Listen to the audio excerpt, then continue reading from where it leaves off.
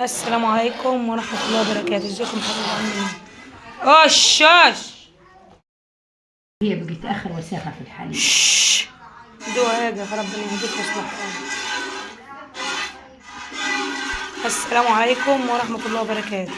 كنا لسه ما نقول لكم السلام عليكم وراحت البقرة كانت هترفص. شيء اللهم صل وسلم وزد وبارك اللهم صل وسلم وزد وبارك على سيدنا محمد صلى الله عليه وسلم. النهارده هنقول لكم على علامات العشر اللي بتبان على البقر لو البقرة عشر، ولو هي مش عشر هنقول لكم ايه. وممكن ايه يعني هقول لكم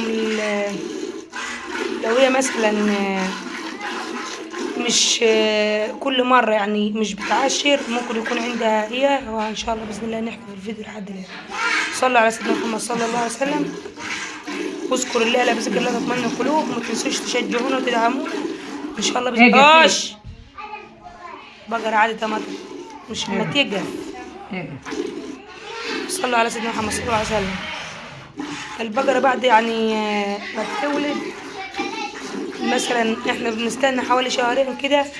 في ناس بتقول عليها لما تشيع او تطلب العشر او كده يعني. الشهد الحميد اسمها طالبة بلد الشيء عند حميد الحميد. لا في ناس ما تقول على المواشي كده يعني، اللي هم انا سمعت دكاتره يعني ما تقول. اللهم صل وسلم وبارك على سيدنا محمد صلى الله عليه وسلم. دكاتره بيطريه يعني ما تقول كده على الاسم. كل واحد ممكن يكون ما يقول اسم مختلف. ايوه بس هو يعني السبب واحد. فاللهم صل وسلم وبارك على سيدنا محمد صلى الله عليه وسلم. يعني بعدها حوالي شهرين كده لو 40 يوم مثلا على شهرين 40 يوم لو طلبت العشر بنوديها ان شاء الله باذن الله كده العيد. قبل ال 40 لا مش يعني قبل ال 40 لا، احنا هي يا اما 40 يوم يا اما 60 يوم اللي هو شهرين. وبتودوها ونصبر عليها حوالي قد ايه يعني، مثلا نصبر على بعد ما ودينا العيد نصبر على قد عشان نعرفها. الثانية تفوت ما صرفتش تعرف حوالي شهرين. لا هو 20 يوم الدورة 20 يوم. قعدت 20 يوم او 40 يوم ما طلبتش تبقى معروفة. وفي بهيمة ما تنسى نفسها ولا تطلبش وتبقى فاضي عادي. ما في اسباب عاد الحاجات دي. اسباب بعد ما تكمل 40 يوم تدور تسيبها تنضيف يبقى مسفر شويه ويتنط، ده يبقى باين فيها. هو ده اللي يبقى ابتدأت العشر. هنصلي على سيدنا محمد صلى الله عليه وسلم. وهم تقول لكم بص لما بنيجي العشر كان يبقى مزوج، لو مش عشر يبقى مزوج يعني ابيض للعجه، لكن بتاع الفاضي يعني ما تقول لكم على بص لا مؤاخذه يعني الافرازات اللي بتبقى مثلا بعد ما البقره تولد. في افرازات بتبان هنا في مؤخره البقره كده. فالافرازات دي بتقول لكم لو بيضه شفافه بتكون لها لمعه وتتنط شويه تبقى بتاعت عشر، لكن اللي هي بتبقى سايله سايله ومبيضه. دي كانت بتبقى سايله ومبيضه. اما افرازات العشر بتكون لها لعجه شويه مسفره. لها لعجه ومسفره وبتكون لها مطه كده. دي تعرفها ان هي 10. دي يعني الفرق بين الافرازات العاديه للبقره والافرازات اللي هي كده بتاعت العشر. تعرفها ان هي مسكت ازاي؟ هي العشر المطاط ده بالسبع. بتبص في مؤخرة البقرة كده لو هي منزلة مثلا المكان ده كده كده، لو هي منزلة السبع لونه اصفر او في ناس ومطاط كده يعني تعمل اختبار زي البني ادمين عادي. في ناس بس احنا عملت الموضوع ده لبقرتنا كان ده حوالي شهرين ما نفعش. بس باين طلعت فاضية مش عارفة. رحنا برضه وديناها للدكتور فقال لا عاد طلعت عشر، طلعت فاضية في الاختبار نفسه. يعني الحاجات دي تحليل دم ولا ايه؟ احنا الحاجات دي مش بنقتنع بيها، حقاش يكون عاملها دكتور. لا هو حماتي كانت كده تقول له ده انت العشر بزوجته يبقى البقرة دي مسكت خلاص. يعني مثلا الافرازات اتغيرت عن لون الافرازات اللي هي كانت قبل العشر، فده تعرف ان هي ان شاء الله باذن الله مسكت في العشر. طب كانت شاطره كانت هم قاعده ربنا يديها الصحه. تقول لو العشر حته المسافه البهيمه نسيبها مزوج كده يبقى عشر، يبقى مسفر ومال وعامل كده زي المطاط شويه، لكن ده كان ابيض شويه ابيض ويعني وعادي كده سايل. لو هي مش عشر ده كده الافرازات. الفرق بين الافرازات اللي هي فكت لا مؤاخذه الحياه تحت في العجل تبقى اسمها فرق كده. لو العشر لو السبع مبيض كده وطري اللهم صل وسلم وبارك على سيدنا محمد صلى الله عليه وسلم.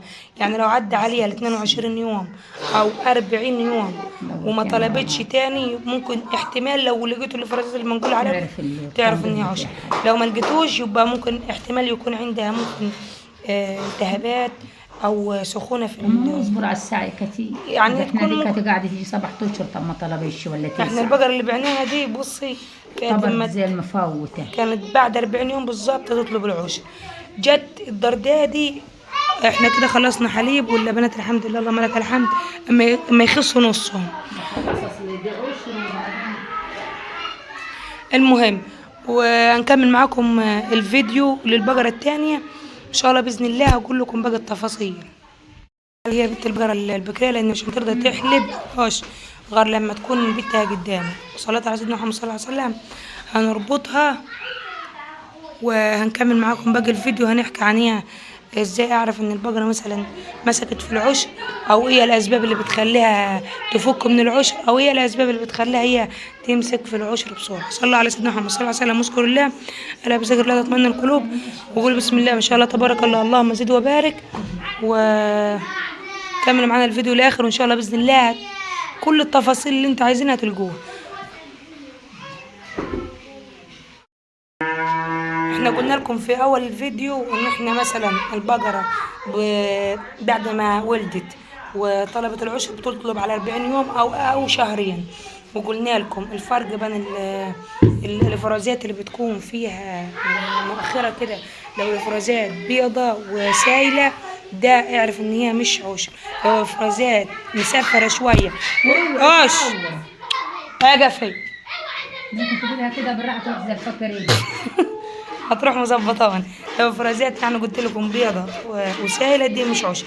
لو فرازات صفرة ومزوجة كده شوية او تخينة شوية ده كده تعرف ان هي ان شاء الله باذن الله عشر.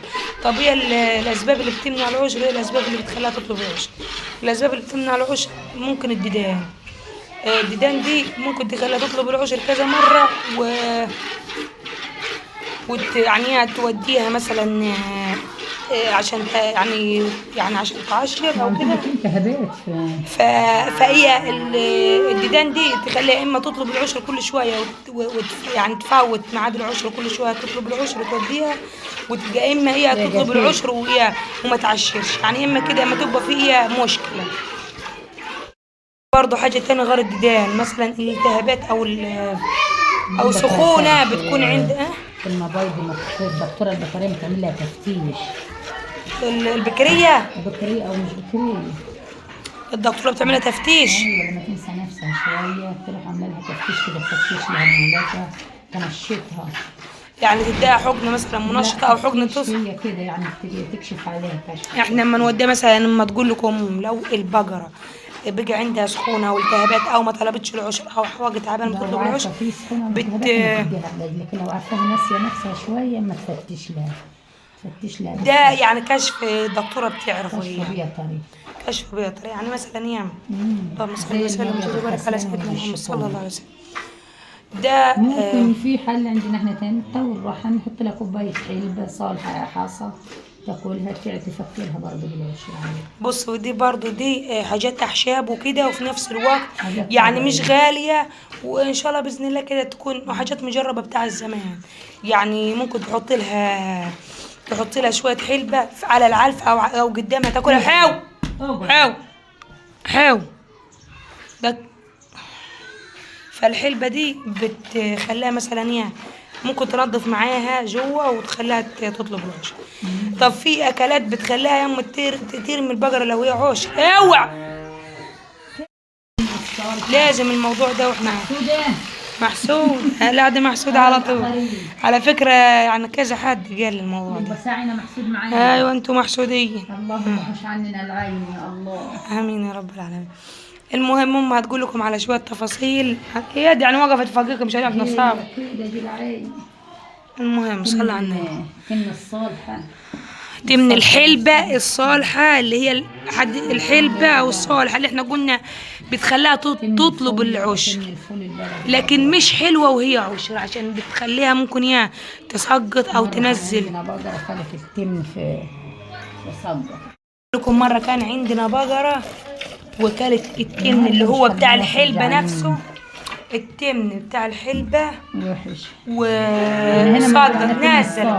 احنا زمان كنا بنزرع الحلبة دي في زرعتنا، فكنا بندرس الحلبة على كام واحده والقمح كام واحده، لان هي عشان ما نخلطش التمن على بعض. يعني الحلبة دي اهدي دوه، الحلبة دي حلوة للغنم، حلوة للحاجات اللي هي بعيد عن المواشي. وممكن بقرة تاكلها تكون بس مش عشر مثلا، لكن هي مثلا عشر. احنا اللي خلانا احنا بناخد العشبة دي او الحلبة دي بنحطها للمواشي علشان تطلب العشر، فما ينفعش ان انت تحطي لها التبن او العشبة دي وهي عشر، يعني خطر عليه. وكمان بنحط شوفوا فالعشبة دي ما ينفعش تحطها لها، اما نحطها لها وهي برضو والدة، تخليها تنزل المشيمة بسرعة وتنظف برضو بطنها بسرعة، وتخليها مثلا لو عندها مغص أو تقلصات أو أي حاجة من مكان الولادة تخليها برضو تهدي معاها شوية. فاحنا الحلبة دي بتحطيها لو البقرة طالبة العشر، ولو البقرة يعني مثلا مش فاكرة العشر، ولو البقرة والدة. لكن وهي عشر لا ما ينفع. في عندنا أم جوزة كانت بتقول لي ما تحطلهاش ملوخية، قالوا هي عشر جديد، قال مش ما فيهاش كسر ولا حاجه. يعني الملوخيه قال تزحلق مع العشره بسرعه. والله ما ننقي ونحط العصا قدام الساعه. الملوخيه مطبوخه، كنت لما يقعد عندي بالحله كده واروح احطها لها في نحطها للفراخ. انا ما كانش عندي فراخ، فكان برضه يعني هي على اساس ان هي يعني حاجه دي قديمه برضه، وهي قديمه يعني ناس زمان دي تعرف عنها اكتر من مش عارف. فقالت ما تحط لها. بس الصراحه انا كنت ما احط على طول، بس الصراحه الدرديه دي رحنا وديناها لقيت لي 4 مرات يكون الملوخيه مزحلقه معاه. انا كنت ما احط ملوخيه على طول، يعني مثلا كل ما يبقى عندي شويه ملوخيه اقول بدل ما يبوظوا. مختلف مع النفس. نطبخ ملوخيه على قدكم بدل ما تبوظوا الساعه. لا كنت تقول لي انا ما يبقى عندي شويه ملوخيه ولا اكل فروج كانت ما تموت على البقره بتاعتي، فكنت ما انزلوه لاكل فروج. ما كانش عندنا فراخ ولا الجماعه كان عندهم فراخ. لما تكون هتبوظ البهيمه نكبها. ها كنت ما احطوه لا تلحس ولا احس، وساعات كنت مسجلها في عيش. فالمهم برضه احنا كده خلصنا كوبايه برماتهم بخربهم الحمد لله على كل حال. وكل سنه وانتم طيبين، وما تنسوناش في لايك والاشتراك في القناه. قلنا لكم كل المعلومات عن حليب المواشي في فيديوهات قبل كده، وكل المعلومات عن ازاي البقره لو هي تطلب العشر او مش راضيه تطلب العشر، او الاكل اللي هو ما ينفعش تاكله. يا ريت ما تنسوناش في لايك والاشتراك في القناه وتفعلوا زر الجرس عشان يوصلكم كل جديد. السلام عليكم ورحمه الله وبركاته. اجيبولك؟ لا يا مي تقولي سيبوا يا يوسف، اخلينا قولي سيبوا يا يوسف، اخلينا اكله. هنشتري القيامة. اها امسكوه بص قال عليه فين هما؟ نفتح عنكبه والصغير أصغر واحدة أجيبها لكم دلوقتي.